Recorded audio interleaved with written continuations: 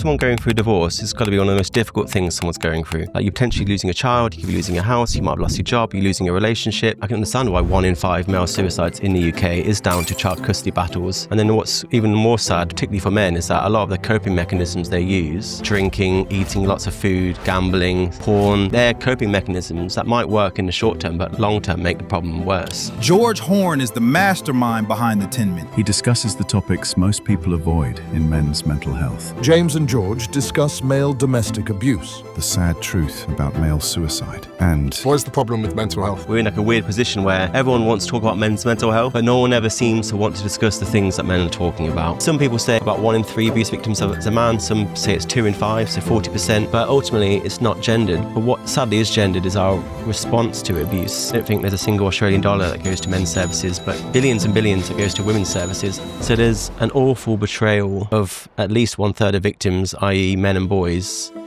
where they're falling through the cracks and they're living in misery and often ending their own lives. Every year, millions of people write their own workouts in the gym, and it so happens to have all the stuff in there that they like and all the stuff that they don't like. It can be very hard to stay motivated, and a lot of the time we end up just making up the workout as we go along. If that sounds like you, head to jamesthacademy.com. Not only can you get a free week's trial of my coaching app, we'll write you a bespoke program as part of the free trial. There's no auto billing, no sneaky fees, just bloody good coaching. If you don't love it, you don't pay. And if you do pay, there's a 14-day money-back guarantee as well. Okay, we'll get back to the episode. George, what is the problem with mental health? I think the problem, with men's mental health is what I speak about, is about what I personally feel other people in this space, as in the men's mental health space, are not saying about men. We seem to have quite an antiquated view of mental health where we seem to think it's happening inside of our brains. And I'm very much interested in the sort of the wider structural causes that impact men's mental health that no one seems to be talking about. We're in like a weird position where everyone wants to talk about men's mental health. You hear it every day, men can talk and or cry. But no one ever seems to want to discuss the things that men are talking about. And that's why I come in, because the things that men are talking about are often quite unpopular, controversial, but still important to talk about nonetheless. So I think it's time we did the talking, as in advocates, because men have done plenty already, and now, baton's passed over to us. So when it's occurring outside of the head, what does that mean? Well, it's the structural impacts on men's mental health. So, I mean, I speak to a lot of fathers, of which you are obviously one, who are losing children in family court. Family court is one of the worst places to be, especially for a dad. For a dad to lose a child is such an immense impact on his mental health, and sadly leads to a lot of suicides. So things like family courts, child custody battles. I talk a lot about domestic violence, male victims of abuse, economic issues around debt, joblessness, unemployment, physical health. There's so many things. I mean, I have a friend who's a male suicide researcher, and she describes suicide as a orchestra, where it's not one particular thing. It's an orchestra of instruments. It's not like it's the violinist in a second row. It's all of the instruments playing all at the same time. So it's never one particular thing. It's everything at the same time. So if I was to, the way my brain goes is I need to create some kind of metaphor, an analogy, or a way to help me understand that. The first place I go to is obesity, where someone could say the people that are depressed have just got bad brain chemistry, and someone that's obese has just got higher hunger signals. But then we're completely ignoring the fact that if you take two people, you give one a low amount of status, poor socioeconomics, you don't give them the luxury to cook their own meals, you overwork them, you underpay them, you put them in an area where they don't really get anything in life that gives them pleasure. Their only place they can turn to is cheap hedonic food, which is, not very satiating, very high in calories. That person's probably going to balloon in weight, feel shit about themselves, train even less, and the cycle continues. So what you're saying when it comes to men is, we don't just look at a man and say, oh, this guy's depressed because of his serotonin or his oxytocin or his dopamine. There is a certain set of things that are occurring in that person's life, almost to create the perfect environment. And that's actually what I've said to a few friends before. If ever they're in a low mood, I'll say, yeah, I'm not surprised. You have got a perfect environment to cultivate what would be low mood. So we need to start looking at those external factors rather than just saying, here's an antidepressant. Well, there's the fundamental law of sort of clinical psychology is that there are no abnormal behaviors, only a normal response to an abnormal set of experiences. And by that, I mean, you can understand any set of behaviors or feelings if you can understand the lived experience of that person. So someone that's lived in a traumatic household or been abused or had like adverse childhood experiences, for that person to grow up to have abnormal experiences or abnormal behaviors is totally understandable when you understand what they've been through. So that's, I guess, the door I'm trying to open, trying to get people to understand that men are not some static object that's just arrived. That man's the product of a lifetime of experiences that are sort of fundamental to who he is. And too often we don't see that. We're stuck in this idea of just continually telling men to talk, and we don't see them as sort of human beings in their own right who are sort of, like I said, some total of experiences. And that's where it becomes more difficult, because it requires a lot more work, and often unpopular work, than just saying men can talk the whole time.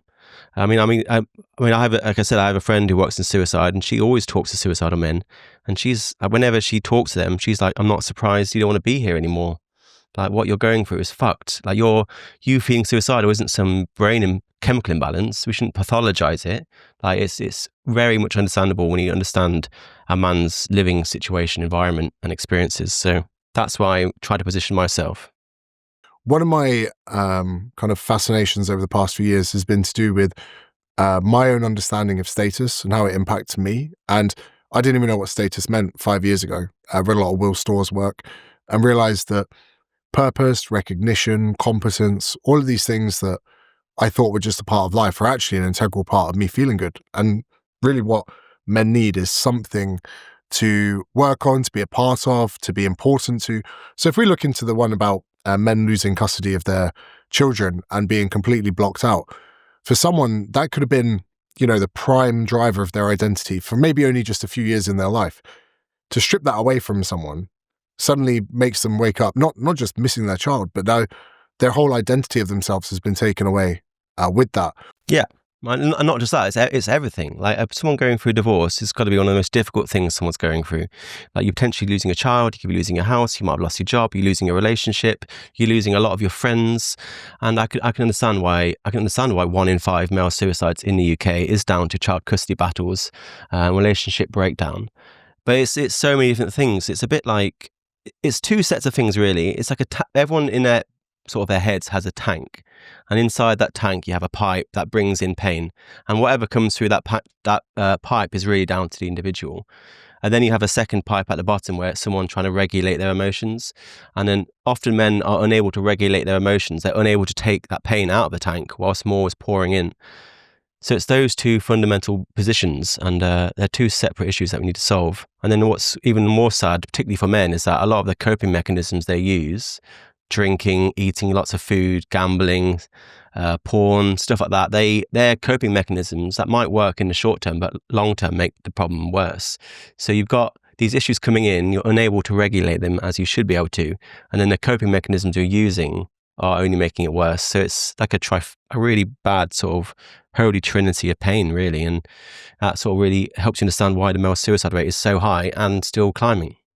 So if I was to put on, for conspiracy theories, you put on your tinfoil hat, but for my leftist opinion, I'm going to put on my green wig and my nose ring, and I'm going to say, okay, but if we try and then give the children back to the men, then the women are going to not have any children. So how can it be fair that to make men less depressed, we're going to have to make women depressed? Is that an argument that people kind of say? I mean, I don't buy into this tug of war that mothers and fathers have over children, because ultimately a child is entitled to both their parents.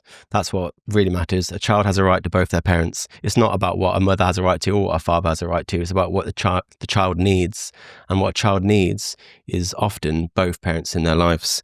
So I try not to indulge in that sort of tug of war sort of ideology, and I mean, it's obviously very hard not to, but no, I just try not to. It's a race to the bottom otherwise.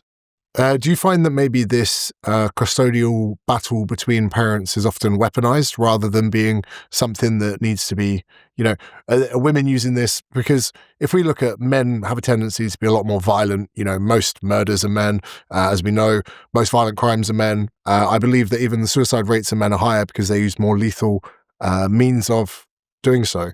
Well, I mean, no, I mean, yes and no. I mean, it's not quite as simple as that. Ultimately, it's not about gender. It's more about the culture we're in. ultimately, it's really about what do men have access to. I mean, there's a lot of firearms suicides in America because a lot of men have guns. There's a lot of men that die from falls in Hong Kong because there's lots of high buildings. In Eastern Europe, there's a lot of men that kill themselves with poisoning because they're so readily available. It's not about the gender. It's more about where you are. And men and women in those spaces often use similar methods. So, I mean, that's a bit of a myth. Because in countries where they have like really strict gun control laws, such as the UK, we still have the same problem of an enormous amount of men ending their lives despite not having access to guns and stuff like that. So it's my job is a lot of it. I'm trying to avoid a lot of these custard pies and a lot of mess that needs to be cleared up before I have any conversation. And there's a few classics in there. I mean, yeah, men do a lot of violent crime, and people say if men are committing 90% of murders or 79% of violent crimes, that must mean that they are also doing 90% of domestic violence. But that's not true. It's a lot closer to 50-50, which is, again, one of the controversial things I often talk about, because homicides and domestic violence are not the same. They're not the same risk factors. They're not the same motives. Homicides are mostly gang-related and sort of that sort of thing, like drunken brawls and stuff. But domestic violence. Let's get into domestic violence in just 1 second. I just want to jump back to quickly the thing that I was trying to insinuate. And 100%, every time I say something that is just probably regurgitated from maybe a Jordan Peterson reel or something I've seen on Twitter or TikTok, you shut me down. You say, you're wrong and this is why. Now, not to cast women with an evil brush or anything like that, but I would say that when there is a really bad dispute between man and woman, men could potentially, and I could be wrong with this, look to be passive-aggressive or, they might be violent in some situations, maybe not as much as what we would be led to believe. But women, from what I understand and what I've seen online, can weaponize the custodial part. It could be the only real weapon they have. If they're fighting a battle with their ex-partner, ex-fiancé, ex-husband or whatever, they go, right, the one way that I know I can get to him is by manipulating the ability for him to be able to see his child. Is that really what's happening? That happens a lot. Both sexes do it, but I think women probably do it more. And you're right that we'll use whatever advantages we have. Like men might very well have advantages in the physical realm, and they are more physically violent, or at least certainly a lot stronger. But women are a lot stronger in terms of relational aggression, is what you're talking about, where you're damaging someone's relationships, not just against children, but against everyone. You're gossiping, you're spreading rumors, false allegations, stuff like that. And then what you're talking about in family courts is basically abuse by proxy, where you're using a child to hurt the other parent, or parental alienation, which is where you're trying to turn a child against the other parent. And it's the most horrific thing you can possibly imagine. I mean, I just had Christmas, and I was speaking to a friend of mine, a family friend, who's had a child, and he's in an abusive relationship. So I'm careful what I say, so don't identify him. And exactly that's happening. Like, she's withholding all presents he's trying to give to her, both from him and his family. And I can see her slowly turning the child against him. And I'm not a parent, but you are. But I imagine looking in your child's eyes, and then after time, you only see hate towards you, is a particularly damaging thing. And I mean, people always ask me, like, how can a woman abuse a man when he's so much stronger? And it's like, well, you could destroy someone's life without lifting a finger. And a lot of people do. And in the way you described, and many more besides. So a lot of people's view of domestic violence and stuff like that is quite cartoonish, and it revolves around physical violence, but it's sadly a lot broader than that in the way you described. Yeah, I think that people think, it's not that easy to turn a child, but you look at what university lecturers are doing to people's political leanings, the fact that if you go back through history and look at the amount of cults that people have slipped into, I always reference, I forget the name of it, but there was a cult in America where there was a spaceship going past and everyone had to pretty much kill themselves in a rental. They were all wearing the same clothes, but the men were made to castrate themselves. And it was like the best blessing that you could have. And there was one guy who found his way out of the cult, and he kind of snapped out of it a few years later, but he remembers being so deeply grieved that he wasn't selected to castrate himself by the cult.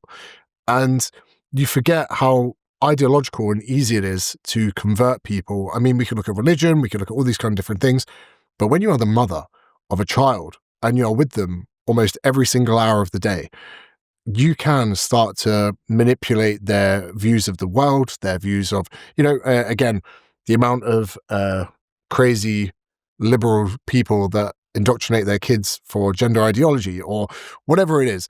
Just stop oil. Not sure which one's worse, but you spend enough time with someone, you can really radically impact that. And like you say, my son, I'm only getting to the stage now where he's 1.5, and I'm getting to see him being happy when he sees me. If someone was to take that away from me, it is one of those crazy things that you can't explain until you're a parent. So let's look at domestic abuse. In anticipation of this episode today, I was chatting to my fiance. I said, I'm going to be talking to George from TheTinMen. And she was like, oh, what does he do? And I was explaining through the videos and the kind of thing. And the very first example that I brought up was about domestic violence between partners. So if you had to explain to her the misconceptions surrounding that, what would it be? Well, I mean, first and foremost, it's not a gendered issue. I mean, there's certainly ways in which women and men abuse each other differently, and there's ways in which men and women experience abuse differently, but ultimately the numbers are not different enough for me to consider it as gendered. I mean, some people say about 1 in 3 abuse victims is a man, some say it's 2 in 5, so 40%. America, it's a lot closer to 50-50. Australia, it's about 1 in 4, 1 in 3. But ultimately, it's not gendered. But what sadly is gendered is our response to abuse, where there's very little help for men. Like in Australia, I don't think there's a single refuge for abused men in the entire country. I don't think there's a single Australian dollar that goes to men's services, but billions and billions that goes to women's services, and rightly so. So there's an awful betrayal of at least 1/3 of victims, i.e. men and boys, where they're falling through the cracks and they're living in misery and often ending their own lives. And domestic violence is sort of stuck in like an ideological black hole where no one's looking at the numbers or doesn't want to look at the numbers. And we're putting out really, really poor research. Most recently in Australia, there's a huge 10 for men study that was really, really bad. And we can talk about that in detail if you want, but there's a lot of very misleading information in the area. And sadly, men are paying for it with their lives. So, I mean, ultimately, I don't think it's gendered. No, I think that's the main thing I would like to tell your fiancée, and hopefully she's willing to listen. There's other layers of complexity that we add to this as well, where I've got friends who are in perfectly fine relationships, let's say. So not that there's any assault or domestic violence happening, but some people would say to them, oh, you can just leave. But you might have financial costs. You might be into a lease. You might, and I think actually a lot of people around the world. Or child. Yeah, you also potentially share not just the burden of the upbringing of the child, but the burden of the cost of the property. So people go, I'll just leave. And you go, okay, but then I'm going to have to pay for the place that I'm residing in now, then a new place, and then I've got to get a lease, and then I'm going to have to commit to that for 12 months. It's not like people just have doors that are open to them. They can't just leave at other points. They don't have family members they can stay with or friends that are going to be understanding of it. Some people are trapped in this world, right? Oh, well, I mean, you've already missed sort of 2 steps. I mean, a lot of men don't see what's happening to them as abuse. So I know people that are being abused and they don't consider it abuse and they refuse to see themselves as a victim. And then even if they do see that as abuse, they then have to ask for help, and that filters out a lot more men. Men are about 2 or 3 times more likely not to tell anyone about abuse. So where your starting point right there, James, you've already assumed those 2 things, which sadly a lot of men never make it that far. But you're very much right that even if they do notice it and even if they do ask for help, there isn't much help. And yeah, men can't afford to leave them anyways. They don't want to leave the children at home. I read some research where they literally asked men, like, why don't you go to a shelter? And they said, I don't want to leave my child with an abusive parent. And I can totally understand that. Very rare for any shelter to accept children with men. So there's a lot of issues, there's a lot problems. And there's a lot of reasons. And also men, they think they can change her. They think they can fix her. Like I said, they don't see it as abuse or they don't tell anyone at all. So there's a huge amount of roadblocks that stop men from leaving, just like women. And there's too many to name, I think. It's just an absolute mess. When you bring these statistics to light, which I must say you do fantastically online, you do get a lot of rebuttal from a lot of people, women in particular. Why is it that they have such a response to these if they are true facts? Because the research we're using is really shit. I'm constantly seeing this, like I said, the Australian largest ever longitudinal study done into intimate partner violence published this year, and you would have seen the headlines everywhere, and it said 1 in 3 men in Australia admit to perpetrating intimate partner violence. That was the headline. But if no one goes any further than the headline, they're like, that's good enough, let's slap that on Instagram or Twitter or wherever else. But if you actually read the study and what they consider to be intimate partner violence, the biggest one was, have you made your partner feel anxious or frightened one time? And I think everyone has. Have you ever made your partner feel anxious, James? Oh yeah, of course. Sometimes. Well, then you're an abuser. That's it. That's all it takes. That's all it takes. You are now a perpetrator of intimate partner violence, according to the 10 for Men study. I don't think anyone could say no to that, including myself. So that's the research that currently exists. That's the biggest study ever done. And that's what they consider intimate partner violence. That would be even last night. So, for instance, Tay and I have a kind of my phone only rings if it's my manager or my fiance. That's it. That's the only people that get through Do Not Disturb. However, whenever I get a FaceTime from Tay, usually it's not a good thing. Either one time my son was having an allergic reaction, we had to rush him to hospital. They're the kind of things. So I'm on a dog walk, I get a FaceTime, James can come home anxious. But last night I broke that rule whilst I was cleaning out the garage.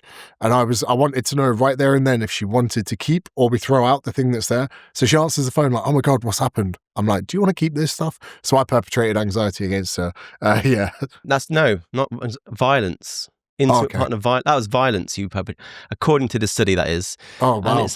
And people say, well, 1 in 3 men perpetrate intimate partner violence. If you look at the survey, 35% of the men, 31% was they just made their partner feel anxious one time.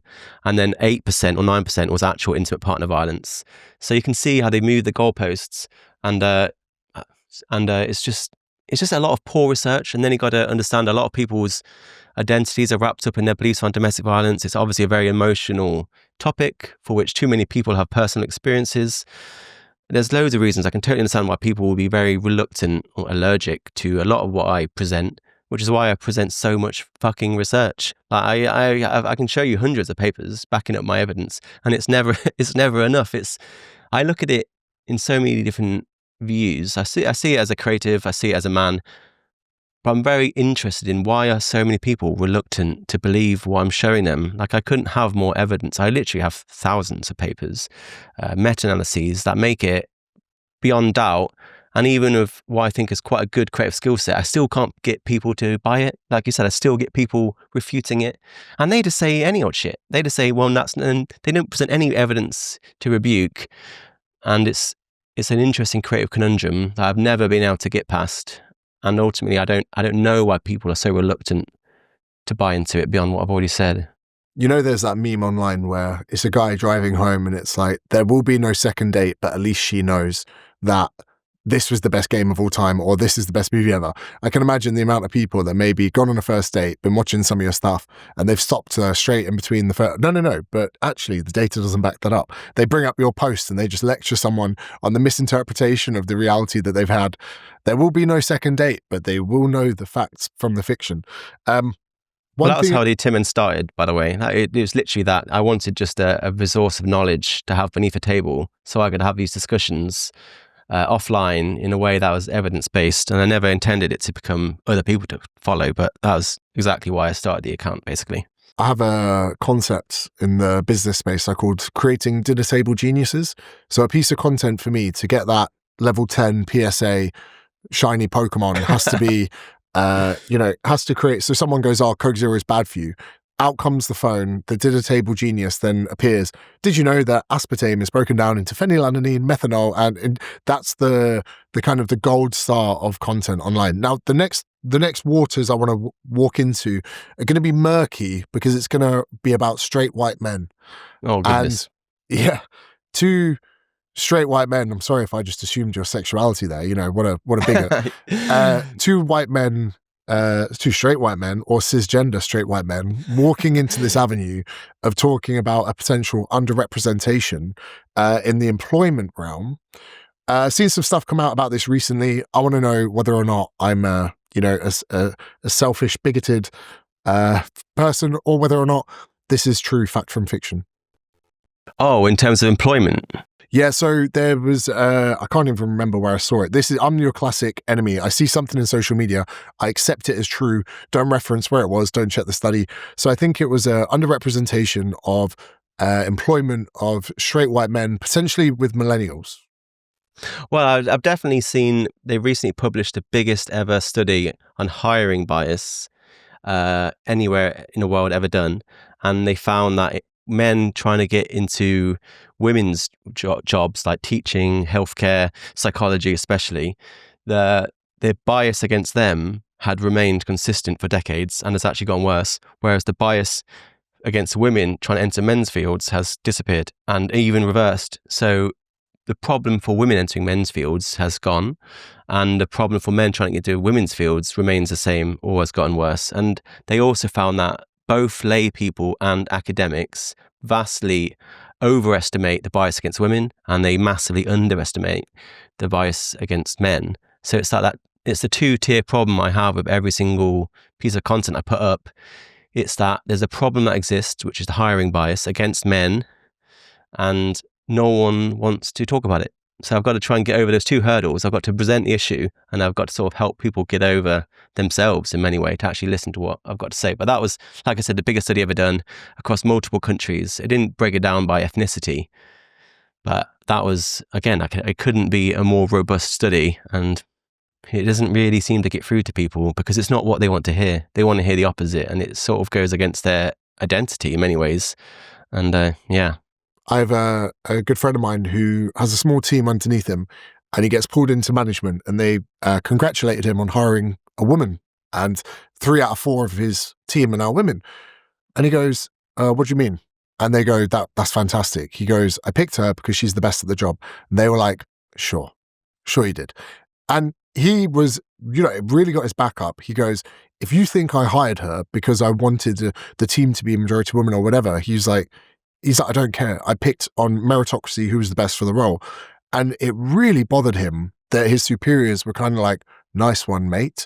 And I've experienced this actually firsthand the other way. So this will be, but then again, this is only anecdotal. I used to work in recruitment 15 years ago. And I'll never forget going to Serco head offices in London. Now, the slight plot twist on this is when I was going through my fitness villain arc at maybe 21, 22, and I just discovered clenbuterol. And I don't know if you know clenbuterol. Nope. Definitely not. It's an asthma drug, raises your metabolic rate, gives you insane cramps. It pretty much makes you feel like you've just been in a near-miss car crash all day. And I'm taking clenbuterol. The only issue is it raises your body temperature. And it was one of the hottest days in London ever. Had to wear a suit, gone into Serco head office, and I'm just sweating under my suit. And I kind of say to my boss, I'm like, can I take my jacket off? He goes, only if the person we're interviewing takes theirs off. So we get in there, and I'm just sweating all the way through this suit to the point that even the notepad I've got, there's just drips of sweat dripping down onto it. So this is probably one of the most uncomfortable hours of my life. Then I'll never forget that at the end of the interview, because this would have been a role for someone in the finance sector, red brick university, come out of top 4, going into whatever it was. They kind of looked at us just off the record and went, this won't be a woman hire. And I afterwards, very naive, I said to my boss, I was like, why is that? And he said, to be perfectly honest, this could be prime years for a woman to go on maternity leave. And I was like, oh, okay. I didn't really understand. I was like, what do you mean? They were like, well, if they hire someone, get them into the job, they're there for a year, then suddenly they're going to take potentially a year off or 6 months off or whatever. That's just not who they wanted for the role. So I did experience discrimination in that direction. Is that a common thing? Is that why there is this over bias, do you think? Are we coming from a past of that being a genuine discrimination towards women in their childbearing years? Well, I mean, there's a lot to say around the impacts leaving work to raise children has on women's pay. In terms of pay gaps, what people don't quite understand about the pay gap is it's not women are paid less than men. It's women of children are paid less than men of children. And that's because when a man or a woman has a child, women are way more likely to leave work to raise that child. And then after the child's raised, they're less likely to return to work. And if they do, it's often part-time. So it's not that they're women, it's the fact that they are leaving the workplace, and they're excluded from those promotions and they're excluded from that work, and they're not paid the same, and they shouldn't be paid the same because they're not at work. So I mean, in that way, like the antithetical solution to closing the pay gap is to give men equal paid parental leave, which they don't have in this country. As a man, you get 2 weeks, which is way less than a woman.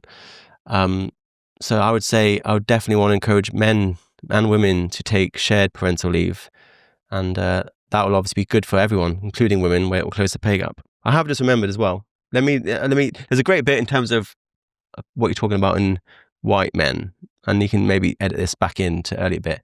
But there was a really interesting, and it wasn't even a study. It actually happened in Australia, and it was a government department found out they were hiring too many white men. Like, boo-hoo. Sorry about that. So what they said is that they're going to do blind hiring. So all applications, there's not going to be any name or gender on the CV, and they're going to hire on the basis of merit. And they were like, well, that will solve the problem. That will get us to hire more women and fewer white men. And they did it, and they ended up hiring more white men. So they made the problem worse. And then what they did is they scrapped it. They're like, we don't like that. So then they started going back to discriminating against the white men to try to hire fewer of them. So it's crazy that they actually hired on a meritocracy in the way you described, but as a result, they hired more of the people they didn't want and fewer of the people they did want, and then they decided not to do it at all. And I thought that was hilarious. That's very interesting. I know we're jumping around a bit, but I think the audience have got the cognitive ability to keep up. So what you're saying there is, when I say, hey, look, there is a clear case here that women could be discriminated against for going into their childbearing years, you say, absolutely. And the way we fix that isn't to, get into these corporations and penalize them and sanction them and give them fines. You say, why do we give men the equal amount of time off? And then when they're looking down the barrel of, okay, there's someone here between 27 and 34, they could be planning to have children. It doesn't any longer matter if it's male or female, because they both could get that equal amount of time off. And obviously, there are people going there, yeah, but the man doesn't have to have the burden of carrying the child.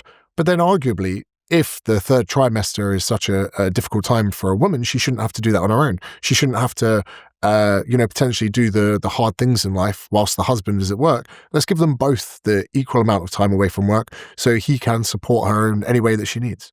I mean, I'm not smart or qualified enough to tell anyone what the solution to that is. All I know is that we need to be talking about the right thing. That's why I do know a little bit. And the thing we're talking about is what's called the motherhood penalty, which is exactly what we're describing, where the mum is the one that takes time away from work, often by choice. It's not that they're oppressed into it. They want to do it. And so do men, by the way. Like the ideal solution for both women and men, and they polled them, is part-time work, part-time parenting. I think most people want that, and it makes total sense.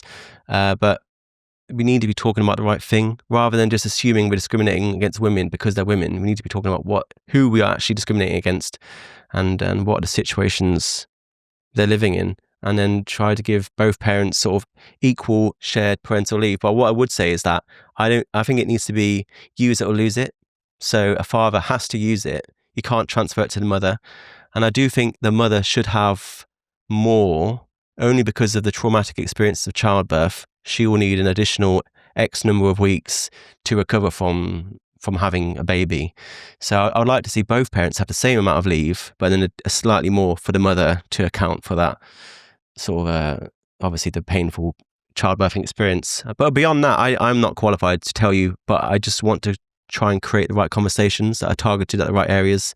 But like I said, I don't know what the answer is beyond that. There could be something there where I know, is it Hungary that they are implementing like tax relief for the amount of children that you have? Which I think is a fantastic idea. But there should be something like, if you're working for a massive company, they should just say, right, we're going to give you all the parental leave you need. But when that kid's 17, they're coming here for an internship for 2 years. They've got to do their national service, and the corporation that funded the ability for the parents to have time off work, or at least be smart with it in some respect, where you go, right, okay, we're going to give you time off to bring up these children, but in 15, 16, 20 years time, we'd also like to give them the opportunity to get their foot on the career ladder or whatever. Something, again, I'm not smart enough to be coming up with these policies either. Someone out there is going, that doesn't make sense whatsoever. Yeah. Well, I mean, I like I said, I just do not know. I mean, but I'm just very conscious of we're not even solving a problem because we're not even talking about the problem. And that's where I hope mine and your skill set are, trying to start the conversations in the right areas. So far smarter people than I and you are able to present solutions that are actually feasible. But the Hungary one is certainly interesting. Yeah, I mean, giving tax relief to parents who have children. I think that's more around incentivizing parents to have children rather than the pay gap. But still a great solution that we should talk about. Like, we should have these conversations, talk about real sort of policy. And not continually argue about a pay gap that doesn't exist in the way we think it does. Yeah, 100%. Another thing that I saw was a clip from another podcast where sometimes people could look at like the cast of a TV show and they could say, oh, there's too many white men in this. But you could then look at the demographics of that country, whether it was America, whether it was United Kingdom, and you could say to people, hey, but 8 out of 10 men in this country are white. So therefore, 8 out of 10 people in the cast. And they go, no. We need to diversify that a bit more. So if you were to go from 8 to 4 men in that cast, then without really knowing it, you are discriminating against those white men because they do not have the same equal opportunities of other people. Do you have any research or understanding into that?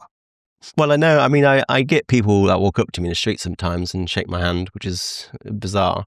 And I did meet an actor recently who was a white man, and he said there's very few roles for people like me, apart from villains and like pedophiles. Like, those roles are totally safe for white men. Those aren't going anywhere. So yeah, it is certainly a problem, but I don't think we're talking about the real underrepresented groups in TV. Like, I work in film. I know who the underrepresented groups are, and they are old people, disabled people, and also pregnant women. Pregnant women, most of all, they're the least represented groups, and we're not talking about the right problem here. We're talking about often minority groups who are overrepresented, if anything, particularly in advertising. So I always want to have more old people, more disabled people, more pregnant people, preferably at the same time.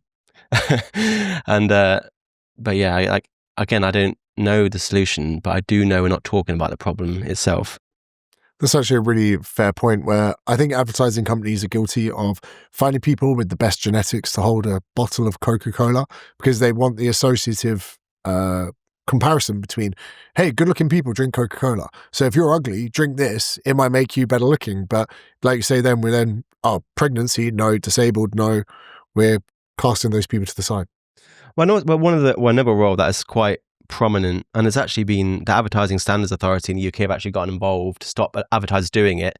A lot of doofus dads. There was a huge trope of like incompetent dads in advertising, so far to the point that, like I said, the Advertising Standards Authority was like, no more. Like, you've done that joke now, and like, you're actually creating quite a stigmatizing image of dads as incompetent.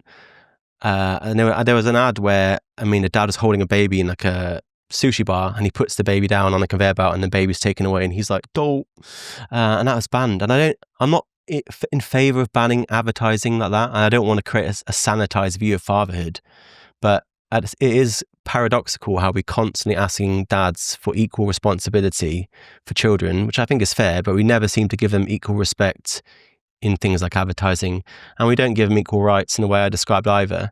So in that sense, I'm for a holistic discussion on fatherhood that, shows them as more, where's the Mr. Rogers gone? Where's the Uncle Phil? Those sort of roles. Just everything is, so much of it's like Homer Simpson, Peter Griffin, Hal, like all these sort of clowns. And yeah, maybe it has gone a bit too far, but we just always seeing men as these incompetent dads or as paedophiles or villains. And it's like, I'm kind of a bit sick of that, if I'm honest. I want to tie the first point we talked about and the most recent. So fatherhood and mental health. So for me, in my personal experience, having my son was one of the best things ever, because I now have something in my life that is more important than most things, including my work. Now, there's an old saying that a single coin in a jar rattles make the most noise, where if you've just got one problem in your life, it can seem like the most severe. And I've got friends, incredibly successful, and I said to them, you're kind of at the lure of your work, that if you have a bad week, bad revenue, maybe bad downloads, whatever it is, that crushes you because it is the most important thing in your life. And for me, I've had this weight lifted off my shoulders having my son, where I'm like, do you know what? If everything crashes and burns, I'll go get a job in the local Bunnings, which is our like Sainsbury's home base. And that's me. I'll just be a good dad, work my shifts, happy days, whatever, or I'll start a dog walking business. Now, I don't think people maybe potentially take enough credit for how much having kids, although we spoke about before, the potential that they can rip your heart out and leave you suicidal. But on the other point, we're seeing people have less kids than ever. We're seeing them having older than later, getting married later than ever. For me, settling down, although I did enjoy my promiscuous earlier life, has been one of the best things ever for purpose, identity, parenting, all of these things. I don't feel like we're almost having the discussion enough that, hey, like if you're, a bit lost in your late 20s or early 30s, why not really work on yourself, find a partner, settle down, have some kids, start a family? Where's that in this discussion? Yeah, I mean, I have a similar view. I mean, I don't see it as a coin in the jar. I've always considered it a bit like a puppet hanging from strings. And the male puppet has a lot fewer strings than the female puppet. And by that, I mean, the strings represent meaning in life. And they've done studies on this, and like Pew studies, they've actually asked women, like, where do you find value? Where do you find purpose?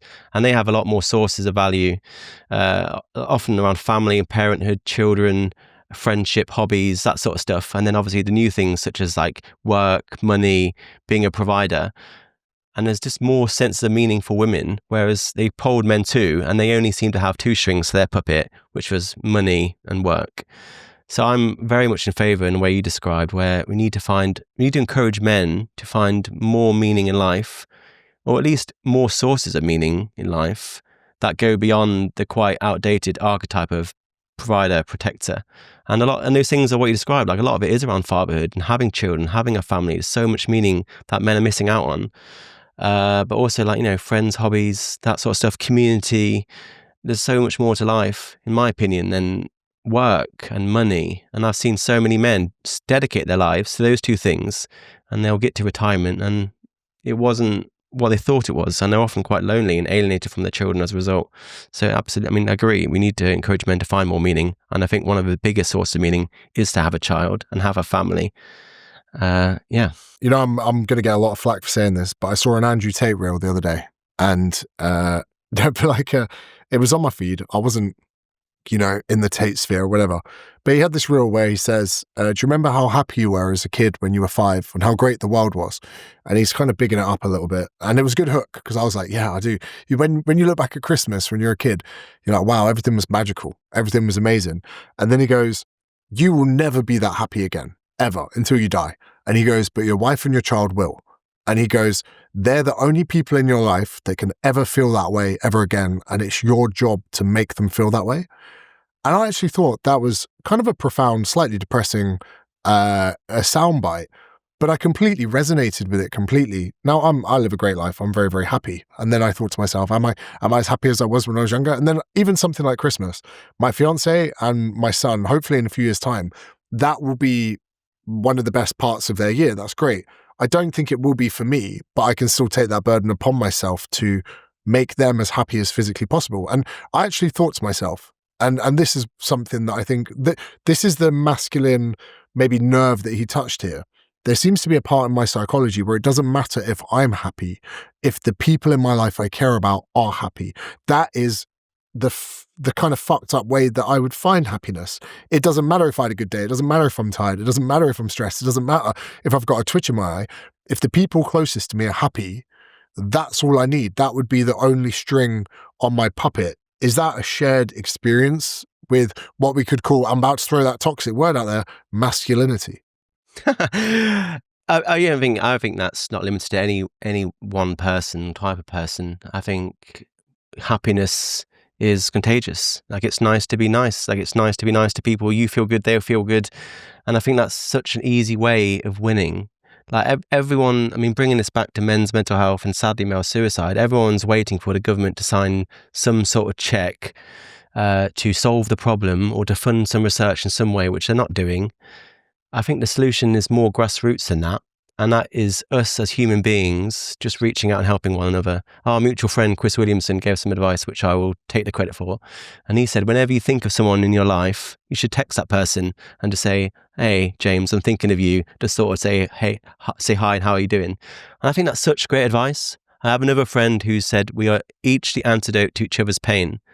And that's another male suicide researcher. And it's so true. And like, whilst our government has been stumbling over its feet and taking its time doing anything about men's mental health, there's been so much work done in the charity sector, grassroots charities, small ones, often set up by men for men, that are taking on the challenge. I talked to one recently, and they just raised about 10 grand to buy a broken down Harley Davidson. And now it's about 10 men in a workshop in Scotland fixing it. And that's so awesome. That's such a great thing to do for mental health. We have men's sheds, which started in Australia, where essentially sheds all over the world now. And they're exactly as described. It's a little workshop with tools in it and loads of lonely odd men fixing things for local families. And that, to me, does so much more for a man's mental health, or anyone's mental health, than prescription drugs or some sort of, even therapy in many ways. And I think we need a new, broader view of mental health that's a lot more holistic and centered around these community interventions that are set up often by men and for men, and they're called social prescriptions. So instead of having like a pharmacological prescription, you'll have a social prescription where instead of being giving like an SSRI, you're sent to an allotment, or you're sent to fix a Harley Davidson, or you're sent to like a walk and talk group or a dog walking group and that sort of thing. And I think that, to me, is where I see the progress. And I'm not interested in waiting for the government to catch up. I think we can do that now. One of the things I really like is like reenactments, like battle reenactments. They're so awesome. And there's like literal hundreds, if not thousands of men reenacting D-Day. And I can't imagine the net good that does to mental health, all of their mental health. And I reckon they are the true pioneers of mental health. Will Storr was saying this to me about the shed, how you need, men don't talk to each other face to face, they do it shoulder to shoulder. I thought it's such an interesting way to think about it. It's also why you sometimes have your best discussions with people when you're driving, because you're not forced into that, interview-esque kind of thing. People just say, oh, how am I feeling about this? How am I feeling about that? One thing, when I look at the mental health advice or landscape, I always really make it basic to think of it like a plant. If I see a plant that's suffering and it's dying in the garden, I'm not going to go, oh, the plant's fucked. I'm going to go, probably need to move it. Maybe it's not getting enough sunlight, probably getting neglected, probably not being fed well enough, all of those things. Like, rather than just giving up on it, let's try and move it about. And I think that human beings, it sounds crazy, sometimes you need to uproot them from where they are, stick them in a new environment. For me, anytime any of my friends experience low mood, I'm like, look, name the place, I'll get the ticket, I'll send you there now. Go Bali for a few months. If you want to wake up in Hong Kong tomorrow, I can make it happen. Just a change of scenery, a change of environments. Because I know that, let's say you have had a very, very rough experience, whether it's with a partner, family, or even on your own. You have these boundaries and these walls that remind you, and they're stained with memories of negativity. You go to the same gym, you lift in the same bench press where you once did a workout with that person, or, like heartbreak, for instance. People then, once the partner moves out, they've got the memories, they've got the walls that talk. For so many people, I can't help it, and this is a luxury, of course, they need to just get up and move. They need to, that famous quote, to do the same thing over and over is insanity. Well, yeah, I just butchered that, but this is pretty much, people think, okay, I'm just going to remove someone from my life and be fine. For me, even coming to Australia permitted me to, there's nothing wrong with my mental health, but it gave me a brand new identity. I could be whoever I wanted here because there was no remnants of my previous life when I got here. How much of that is a remedy for people, or is that just me with my survivorship bias because I went backpacking and it worked for me? No, yeah. I mean, physical exercise is enormously great for, obviously, this physical health and mental health, arguably more the latter. And I know I feel way better walking back from the gym than I do walking towards it. And I mean, that's just in many ways sort of common sense. But what you talked about in terms of shoulder to shoulder time rather than face to face time, people always ask that, why do so few men access therapy? Why are so many men struggling, but so few going to therapy? And often we say, well, it's the men's fault, they're toxic or whatever else, and repeat the slogan of just need to talk more. but we never really ask, is the therapeutic environment geared towards a man's need? And you've got to think about, where does a man go for therapy? He's walking into a clinical environment. He's going to sit down face to face, often with a woman.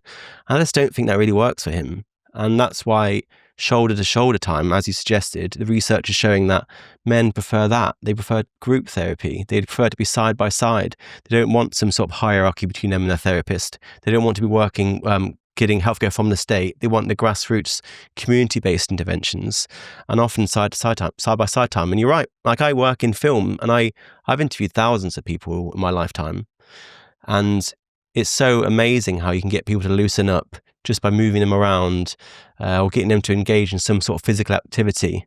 And yeah, like, if you're finding a man struggling to talk to you, I really recommend just hopping in the car, because it's not just the distraction of the driving, it's just you're turning them away from each other, and just that physical act of having them side by side really does do miracles, and you just will not believe how much it transforms. But sitting down like this, it's not great. It's very difficult. It's quite confrontational. And we need more. We need more options, I think. And yeah. This podcast is and will remain ad-free. I'll still chirp up every now and then to promote a couple of things, but I'm not going to have external sponsors come on here and tell you about their greens powder or biltong. For that to happen, I just ask that those of you that can see the links in the description below, whether on Spotify or on YouTube, just check them out. I'll be either getting you to try a new tonic, or if you don't love it, I'll refund your purchase. I'll be trying to get you to use my coaching app, where we've had over 125,000 people be paid clients, and we take care of all of your training for you. That's at James Smith Academy on Instagram or jamesmithacademy.com. And the last thing is, I help small businesses make more money online using social media. Over the last few years, I've had to become a bit of a social media guru, so to speak. So whether you're a personal trainer, an accountant, or someone that just wants to build their personal brand, you can head to jamesmith.business. So one more time, new tonic for the world's best productivity drink, jamesmith.business. For any help with your personal brand, and jamesmithacademy.com for any coaching needs, wants. Anything I promote of my own stuff, if you don't love it, let me know. I'll refund you in full. All right, let's get back to the episode. Yeah, I want to get into Brazilian Jiu-Jitsu because I don't shut up about it. But one weekend, I was just sick to death of devices on my phone, and I booked a really nice apartment in Melbourne. I said to some of my close friends, I'm going here for the weekend. I'm not taking my phone. I'm not taking my laptop. I'm taking nothing. And I invited them, and my mate thought I was joking, because at the airport, he walked around. I was doing Sudoku on a book because I had nothing else to do. But the conversations we had on that trip, it wasn't a conversation between scrolling. It wasn't a conversation between, I'm just posting a trial reel or whatever. The conversations went so much deeper. And for that, it was like another strange one where being completely distraction free for the weekend meant that's all we had. We didn't have thousands of people online. So for anyone out there that kind of does want to tap into those deeper realms, the crazy thing was, I went to a restaurant in Melbourne. Have you been to Australia? I know. I've always wanted to go, but I don't think I can handle the heat. Mate, you need to go. I'm going to go on another side tangent now, where I told one of my favorite clients called Jackie Smith that I was thinking of going to Australia, and she stopped on the cross trainer where she was doing a warm up. She said, "You have to go." I was like, "Oh, you love me as a trainer that much? You want me to go?" She goes, "When I was younger, I had the opportunity to go. We never went. Now we're old. We've got grandchildren. I'll never go." She goes, "It's the biggest regret in my life." She goes, "If there's ever an opportunity to go, just go."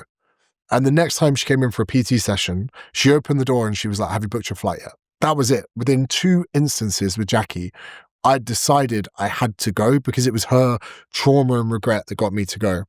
Now you might get her and go, "Overrated, mate," whatever it is.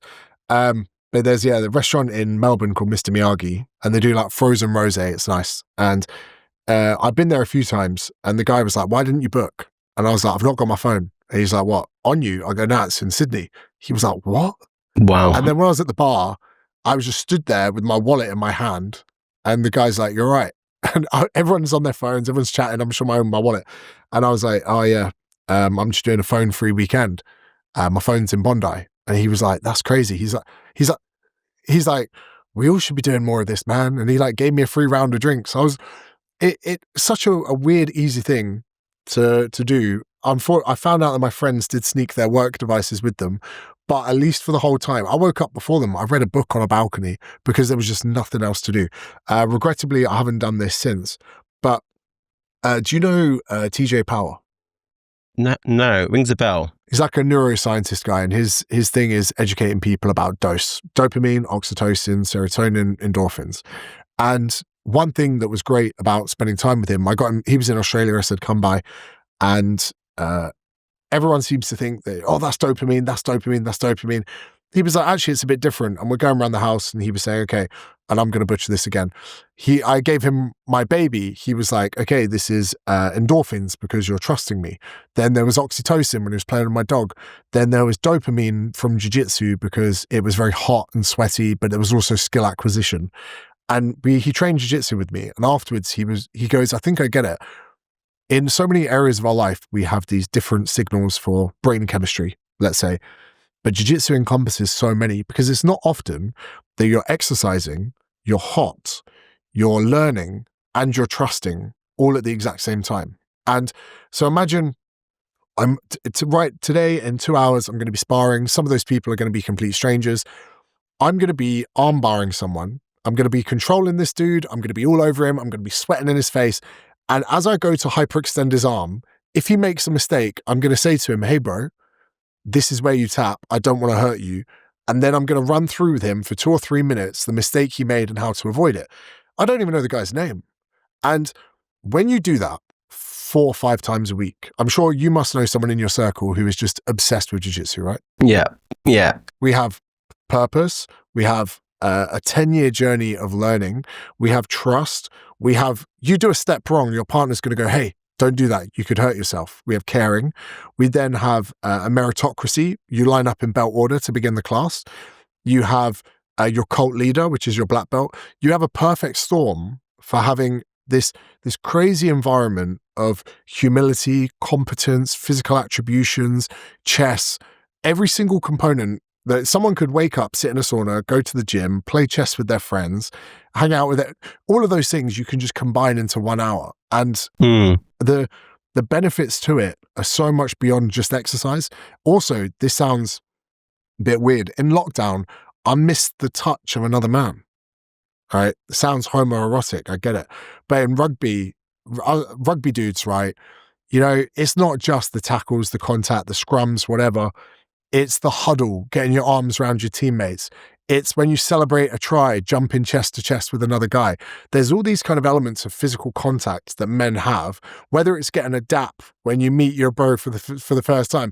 Bro, what's happening? You get there's all these elements of physical contact, which I think we don't actually express enough between men. It sounds weird.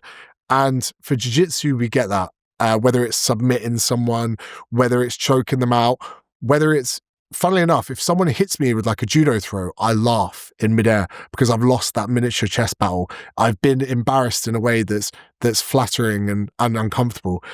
It's such a weird thing to explain to people that wearing tight clothes and getting sweaty and trying to tap each other out is one of the biggest pillars to keeping my mental health in such a good place. Does that sound strange?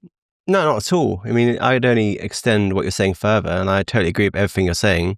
I feel similarly. But I mean, it makes me think of, again, the research I've read around fathers and roughhousing and how important that is from dads to roughhouse their children, particularly boys. And if you don't know what roughhousing is, it's basically what you're saying, but with your child. So it's like you're wrestling with your kid, your boy, you're doing suplexes onto the bed and power bombing them or whatever else. And obviously that's awesome, but it's really, really important for children's development, particularly boys, for the reasons you described. Like, it's so important to teach boys that physical touch, because often boys grow up only having 2 types of touch, or learning about 2 types. That's like fighting and fucking. And roughhousing teaches boys there's a whole spectrum of different types of contact in between those. And like you talk about consent, you talk about communication, you talk about how to use your physical force against each other. So everything you're saying, I totally agree with. And I was just thinking like how that also applies for fathers who wrestle with their kids and how important that is. And then how sadly people see men doing that, fathers doing that with their children as, again, quite a negative thing. The boys will be boys, etc. And I really would love to see more roughhousing. I remember my dad used to wrap me in a duvet and spin me around the bedroom, and it was some of the best times of my life. I still remember it. And I mean, I probably learnt more and tucked up inside that duvet getting spun around than I have since, and I really value those memories, and I think they're really, really important. You're right. I think that when I'm older, I'm going to devote one room in the house, just get all mats in there, and I'll be a black belt by the time that Kian's old enough to start. So having those skills where, you know, I'm just secretly breeding some killer inside the house. But like you say, it's about understanding. Even there are some really respectful times in training where someone will stop doing what they're doing because they know you're about to hurt yourself, and they go, "Oh, look, you actually turned the wrong way, so I let go," or whatever it is. Being able to teach those things to someone, I think, is incredibly powerful. One thing that how old are you? 36. Oh, you're the same as me. You were born in 89. Yeah. Good man. So WWE, we had it prime. We had D-Generation X, Triple H, Stone Cold, The Rock. So I actually think that so much of that roughhousing you say stemmed from WWE, where the boys in the playground, we'd just go and we'd like get rock bottomed. We'd have like play fights, wrestle with each other. That's where it stemmed. The only issue that we got from that was probably, I was thinking to myself, why did I do so many steroids in my 20s? Then I realized that I grew up with WWE. And people go, what, you didn't know they were natural? I was like, brother, I didn't know wrestling was fake. Yeah, I mean, I was the same growing up in that golden age of wrestling. In my school, we had a massive bike cage, and that became Hell in a Cell. And I learned so much in that cell, wrestling, getting thrown around the bikes and whatever else. And I think that's excellent. I mean, maybe a bit more controlled. And I think so much should be said about boxing societies and boxing clubs for boys. I think that's just such a great way of letting out that frustration. Because, I mean, we've both been teenage boys, and you got so much testosterone, so much like adrenaline, so much aggression in many ways, and so few ways of channeling it. It doesn't have to be a Hell in a Cell in the bike cage, but there are ways in which we can process it in healthy ways, and I think we should be doing more of that. And yeah, we mentioned those are great opportunities to do that. You know what's crazy? You saying that, I don't think I've really had this discussion with people before, but listening to Linkin Park on the way to school, I was just hoping I'd get in a fight that day. There was, like you say about the testosterone, it sounds like a really crazy thing, and some people might not agree with this. I had no skills, competency. I'd never been in a fight in my life, but you just have this pent up angst as a teenager where you're like, I hope there's a throwdown today. I hope there's a massive Hell in a Cell in the bike shed. There's, like you say, all of these places. And I actually remember about 13 or 14, I said to my mum, I want to learn to do boxing. And she was like, absolutely not. Absolutely not. She said that was the last thing I want. But actually, I think that most kids that learn the discipline of boxing actually become less likely to get in a fight, more likely to split up fights, more likely to be an enforcer that says, hey, you two, stop doing what you're doing, you're idiots. I remember one guy, a guy at my rugby club was a fighter. I'm pretty sure he was a gypsy. I'm not sure if I'm allowed to say that. I'm not sure you're allowed to say gypsy. Is that the word, traveller? Wow, who knows? But yeah. He called himself a gypsy, for the record. And there was like a bit of a fight kicking off, and his first intuition was, not here, lads. This is the concrete. He goes, let's go on the grass. And the guy he was about to have a bit of an altercation with realised the fact that his first thing was, I don't want you slamming your head on the concrete when I knock you out. He was like, actually, do you know what? Maybe we should discuss this a little bit further, and maybe not have a physical altercation. I remember, and also you can see when someone takes their top off as well, someone's like, oh, I don't want this top getting in the way while we're fighting. Oh, this person's fought before. There's an aura that fighters have where they're not, super anxious and ready to wind up a big riot. They're assessing the situation and doing all that stuff. I think that that's what you need in the playground. You need someone who can box to be like, lads, not here, not like this. And I actually regrettably had a bit of an altercation with a boxer at school, and he punched me in the sternum, right? Not the face. He hit me right in the solar plexus.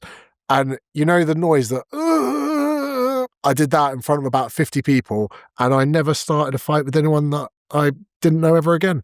And these are the traits of toxic masculinity I think we should be breeding into kids, but also the camaraderie, right? So let's say you have a boxing club. The main guy, the main sensei, is going to be some boxing guy that the kids can look up to in a mentor role. And he might have only boxed amateur boxing, and got a silver medal at the Commonwealth Games or whatever.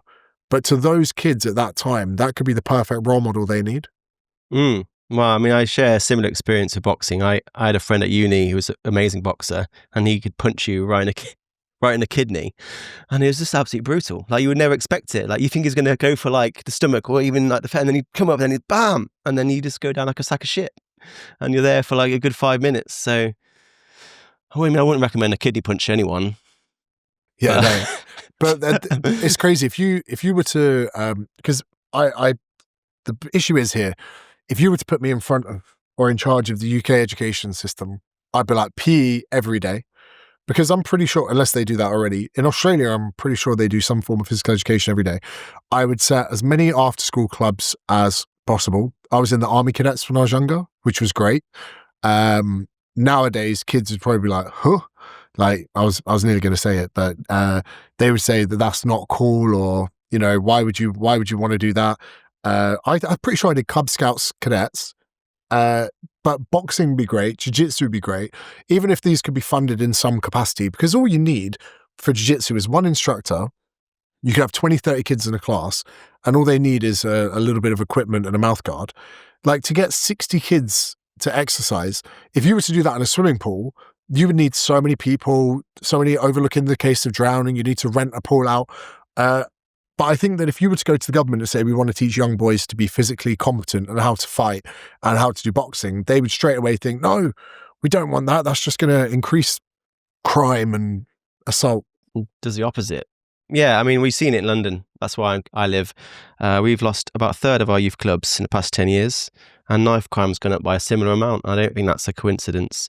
And I don't think it costs anything. You're talking about investment, but I mean, it pays for itself. I mean, the IFS have looked into that, and they found that for every £1 we save by closing down a youth club, we lost £3 in terms of educational benefits, health benefits and stuff like that. So opening more youth clubs, more libraries, more sports centres, more after-school activities it's a win-win-win. Like, everyone wins, including society. Because we always wagging our fingers at boys who are up to no good and committing crimes, but we never give them anything better to do. Like, there's nowhere for them to go. And it's just a real sad pipeline from children, often boys from homes without a dad, and they'll join a gang instead. There's no boxing group, there's no Brazilian Jiu-Jitsu, there's no Cub Scouts or Air Cadets, but there are gangs, so they'll go to the gang instead. So, I mean, if I had a chance to be the mayor of London, I would definitely just bring so many more youth clubs for the exact reasons you described, because they do so much to bring crime down. And then also, especially when you look at, like I said, fatherless homes where there's no male role model at home, there's such a massive overlap with fatherlessness and boys in gangs, particularly inner city boys. And I just think, again, that's no surprise, because I mean, that's what a gang is. A gang is a family to that boy, a surrogate family. And that's why they join gangs. They're looking for that sense of belonging, that sense of purpose, that sense of leadership, that sense of sort of a father figure in many ways.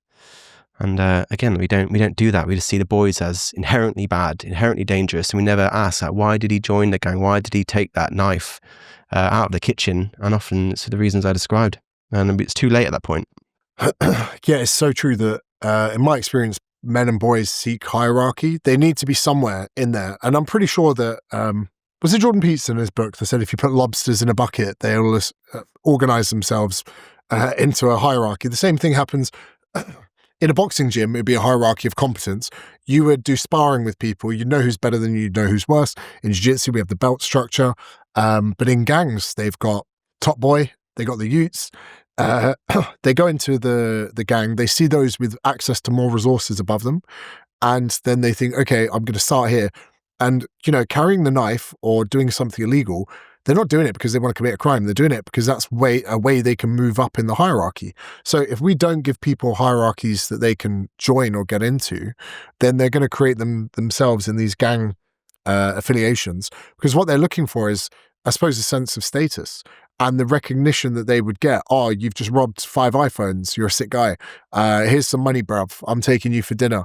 Like, it's just a craving for status, a craving for hierarchy that young men need, and if they're not given it, they'll find it themselves. But that exists in a lot of men, whether we like it or not. The only thing we can do is give them people in their life that can help boys sort of channel that into the right place. Sadly for too many, it's a gang, but it doesn't have to be, and it could be a dad. Like, that's why we need more dads at home, and that's why I always talking about fatherlessness. It reminds me of a true story I read in Africa, in Kruger National Park, where they were having an elephant problem. There were too many elephants. So they took the elephants away into a reserve and they sort of trying to repopulate. So I rewind. Let me start again, you can edit this out. There was a problem in Kruger National Park where there were not enough elephants. There was like a poaching problem. So they brought the elephants to like a reserve and then they repopulated them and then the elephants were back and when they were bringing them back to Kruger, they realized the helicopters couldn't lift the male bull elephants, the dads. So they left the male bulls behind and took the female bulls and the juvenile elephants, and they went back to Kruger and they thought that was problem solved. But then they realized about 6 months later, they were finding like lots of rhinos gored to death, and they were not sure like what the hell can kill a rhino, and like not many things. So they set up hidden cameras to film it. And they found that it was the juvenile male elephants who had been sort of deprived of their fathers because the fathers had been left behind because the helicopters. So they went and got the fathers of a bigger helicopter and brought them back to Kruger, and that stopped the goring. And I find that such an amazing parallel with knife crime, where there are loads of boys that are living without fathers, and they're being brought into a life of crime and violence that hurts everyone because they haven't got that father figure at home, just like those juvenile elephants didn't have the male bulls at home. And I think that's such a great insight into the importance of male role models, not just at home, but across society where we're sorely lacking, and how having one benefits everyone, but obviously particularly boys. Why are there not enough fathers at home? Is it incarceration, which we might see potentially more in America, or is this down to what would we call it? Access to mates. I mean, dating apps and Instagram DMs must have caused such a huge impact. I remember it was one of the guests I've had on my podcast. I'm pretty sure we've released the episode. It might have been last week's actually, where people are waiting later to have children for a cascade of reasons, one of which is thinking they have so many options. I'll never forget someone, I think he said in the last episode, IVF is a bad thing for fertility. I go, why is that? He goes, well, women now think they can leave it later and they'll be fine. So having that resource further down the line, women at 29 go, oh, I've got 10 years, when the realities are maybe not so close to it. But he was saying, imagine if on a Friday night, there was a dance hall where for 2 hours every Friday, single people went, they could mingle and they could find someone as a partner, then they go home, get married, have babies, whatever. He goes, now in the modern day world with dating apps and whatever, imagine that opens at 10 p.m. but doesn't close till 6 a.m.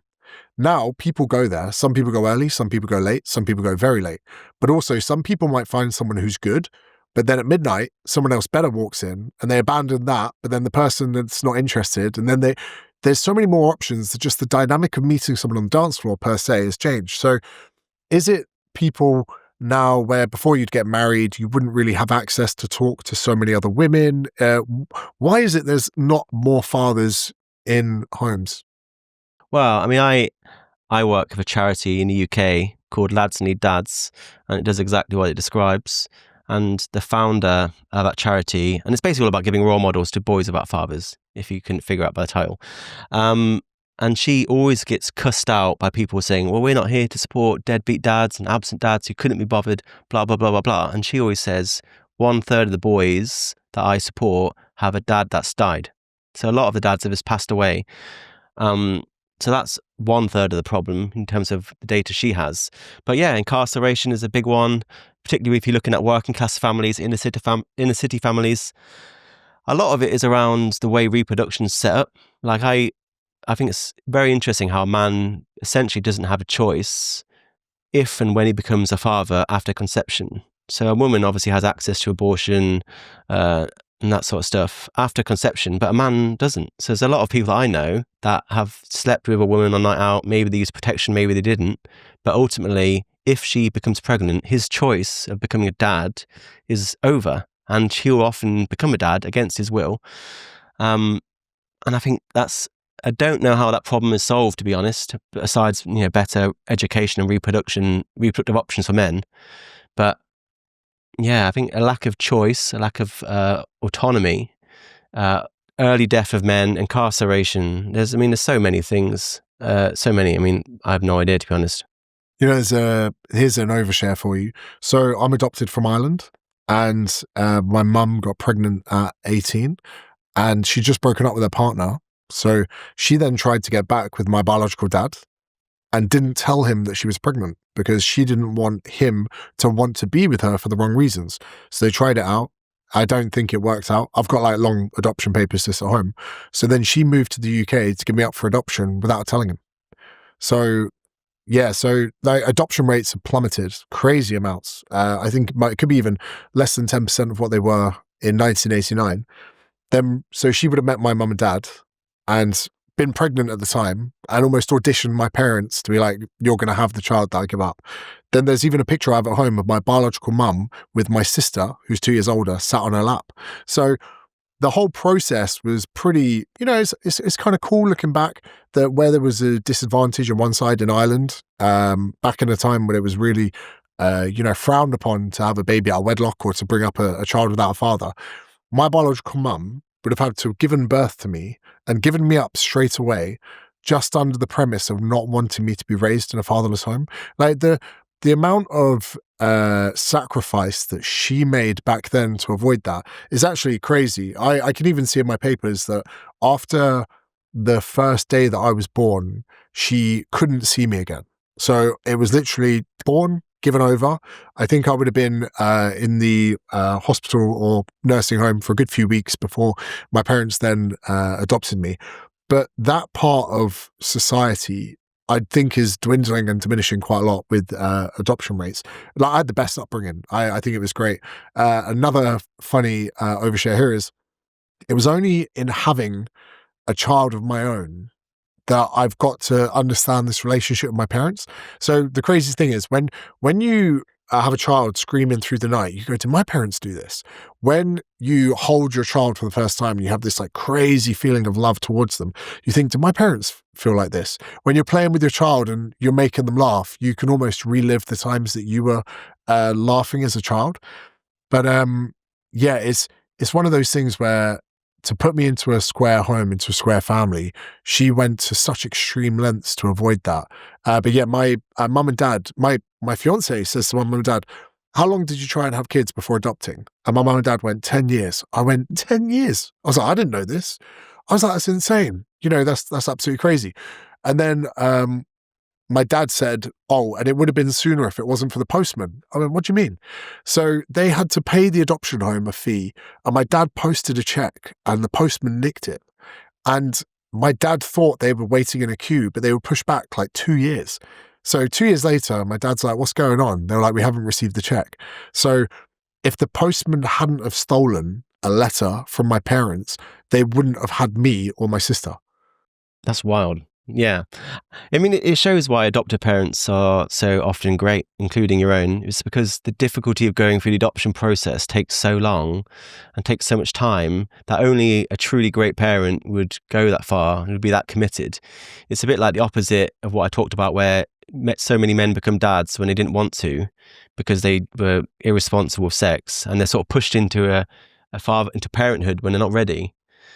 But an adoptive parent, obviously, you've got to tick so many boxes, quite literally, and you've got to spend so long and often a lot of money to become a parent. Only a good parent would do that, really. And that's why there are so many awesome adoptive parents, I think, including your own. Well, you don't know them. No, I'm joking. Wow, so far so good. Okay, so if we were to look into kind of a remedial stage here, so we've identified a lot of the problems. You've spoken about some of the solutions. When we're looking at, tying up this episode with actionable points, frameworks, resources, what kind of the things that someone potentially listening to this that maybe is experiencing a bit of low mood, a bit of nihilism, a bit of, whatever you would want to call it, what can they do? What should they do? Just give me your kind of best advice. I'm really encourage people not to judge men as a static object. People seem to think that men sort of are only one type of person, like I said, rather than the consequence of their own experiences. And I really wish people would see men as a journey, an ongoing journey. Even men we don't like, it's easy to sort of bin them off as toxic or problematic or oppressive or violent, and never to see what they've gone through, which is often, in many cases, abuse in their own right. So instead of always asking men to do better, men should go and get help, men should cry, men should try harder, men should go to the doctor, we need to start asking, what is society not doing to help men in these situations? And also, like, in terms of mental health particularly, so much of our mental health is centered around women, and that's obviously an unpopular thing to say, but it's true. And a lot of our views of male distress and male pain is also centered around how it's expressed by women. I talk about things like self-harm. Our view of self-harm is very much around how it materializes in women, often around things like cutting. But I've read research where, like, a man who punches a wall, that is an act of self-harm in many ways. A man who gets to a fight he can't win is an act of self-harm in many ways. A man who drinks too much or gambles too much or takes drugs, that's an act of self-harm. We don't talk about it as act of self-harm, and we really, really should. So we're at a point where we're not even recognizing men's distress, because the language around mental health is still centered around women. And like, even things like, I think I talk a lot about, like, eating disorders. So much of our research on eating disorders and stuff like that is centered around women too. And although men are only about 1/3 of people with eating disorders, their mortality rates is about 2 or 3 times higher than women. And again, that's because the way eating disorders presents in men is not seen, it falls through the cracks. And by the time we see a man who has eating disorder as needing help, it's often too late and the risk of death is so much higher. So I try not to tell men what they can do better, and I try to encourage members of society, which includes everyone, to understand there are issues that men are going through that can't be solved through some sort of change of toxic male mindset, or by crying or talking more. And we need real structural change that requires effort and bravery and compassion towards men, and to try and just broaden our horizons and engage more in, like, these grassroots efforts. And like any man who is struggling, there are increasing amount of amazing charities that will help you in a really great grassroots way. And it doesn't have to be a charity in the way you think it. It could be a Brazilian Jiu-Jitsu club. It could be boxing society. It could be an allotment. It could be men's sheds. It could be reenacting World War II battle. It could be being a metal detectorist. There's so many amazing opportunities like that. And I really encourage anyone who needs them to seek them, including women. There's loads of women that enjoy those things too. But things are changing, politically not changing fast enough, but there are so many amazing charities that can help you. And I would encourage people to sort of seek them and their services. Yeah, I think that for years, when society found that women were falling behind, everyone came together fantastically as a societies say, okay, we're going to prioritize women in the workforce, giving them equal rights. We're going to do whatever we can to give women the opportunities that they need to thrive, which I would say they now are, educationally, financially, all of those things. Anti-discriminatively, we now need to see the same, but coming back for men. Well, and that requires us to see that history changes. You mentioned education, but people don't realize that women are not only thriving in education, they're absolutely dominating in education.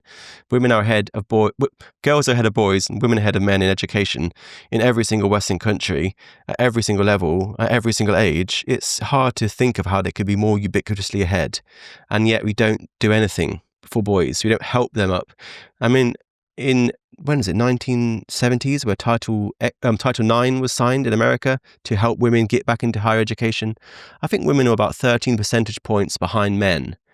Now, men are 18 percentage points behind women. So this metaphorical pendulum in education has not only hit equality, we hit equality in 1981, but we kept on swinging it. And now men are further behind in education than women were 50 years ago. So that is down to us. That isn't a matter of men trying harder at university or boys trying harder at school. That's down to us. First of all, acknowledging there's a problem. And then second, being grown up enough and thick-skinned enough to talk about what are the solutions. Is our educational system based around girls' needs? And there's loads of evidence that it is. So, yeah, there's loads of work to be done. And we need to constantly recognize that history changes. Like 50 years ago is very different to today. Like although women were behind in many areas 50 years ago, they're not anymore. And in many ways, they're very far ahead and men are behind. And acknowledging that is to acknowledge women's success in many ways, but also to acknowledge that things do change and it's not the same forever. And women have done incredible things. And now it's time, in many ways, in education, in health, in things like domestic violence. We need to do so much more for men. And we need to be grown up enough to acknowledge that not all the problems that a man has is inside his head. It's not all about him being toxic. There are serious structural failings of men and boys, and we need to start talking about them. So what I would love from you from such an amazing episode, first of all, just to name a few charities that you would consider off the top of your head for people to go to, and then what you're working on, socials, where you'd like to send people, anything you're doing. So plug the charities, then plug yourself. Well, there's so many charities. There's a great, in the UK, if you go on ukmensday.org, there's an outline of all the most amazing charities in the UK. It's like a huge list. You have to scroll for ages to get to the bottom, which is a really good sign. So ukmensday.org. But I do love men's sheds. There's something particularly I love about it. If for lonely older men, where suicide rates are really, really high in older men, particularly, they never get discussed. So men's sheds are really great. The Mankind Initiative is run by a good friend of mine called Mark, and that's for men who are being abused, also in the UK. But as for Australia, to be honest, I don't know a huge amount about Australian charities, but I would say ukmensday.org is a really great place to start. As for me, you can find me currently on Instagram at TheTinMen. I mean, I've done over 1,000 carousels of quite deeply researched, hopefully high quality content around so many different issues. Like I've noticed there's so many holes in our discussion on gender equality. I'm desperately trying to fill them with well-meaning attempts to understand these problems. So, health, education, domestic violence, homelessness, drug addiction, incarceration, gangs, fatherlessness, mental health, suicide. There's so much to do. So that's TheTinMen on Instagram. My plan for the future is moving away from Instagram, to be honest, and doing more filmmaking content. I mean, that's where I worked for 15 years as a professional filmmaker. I produce a lot of podcasts now. So I'm trying to bring my film production and the Tin Men together on YouTube. So that's where you can find me next time, the Tin Men blog on YouTube. And I want to do more of this. But as you know very well, James, filmmaking is expensive. So what's holding me back is not enthusiasm or skill, it's just money. And I would love to just raise more money so I can create documentaries. I would love to bring my documentary skills and my men's health advocacy together to create some awesome films. And I will, it just takes a bit of time. So filmmaking is the plan, but currently you can find me at TheTinMen on Instagram. I tell you what we can do is next year, do a documentary with me about Brazilian Jiu-Jitsu and men's mental health. And then off the back of it, I'll do a fundraiser to not just I'll pay for the video. And then off the back of it, I'll put together a fundraiser and we can pay for memberships for men at a disadvantage so that their gi, their training apparel, their mouthguard, and a year's training is all covered. And we can then utilize that as part of that, because you can tell from this episode, you care a lot about this subject. I think that jiu-jitsu is one of the kind of elixirs for a lot of people. So let's partner up with that. Let's do it. Yeah, I'll fund it, and we'll try and aim to get 1,000 men into jiu-jitsu next year. I'd love to do that. That sounds amazing. That's a perfect combination of our skills. So yeah, I'd love to do that, and I'll hold you to that. Thank you very much, James. Very generous of you. Thank you very much for your time. This is a fantastic episode. I'm very glad we did it. Thanks, James. It's been a pleasure and an honour. It's great talking to you.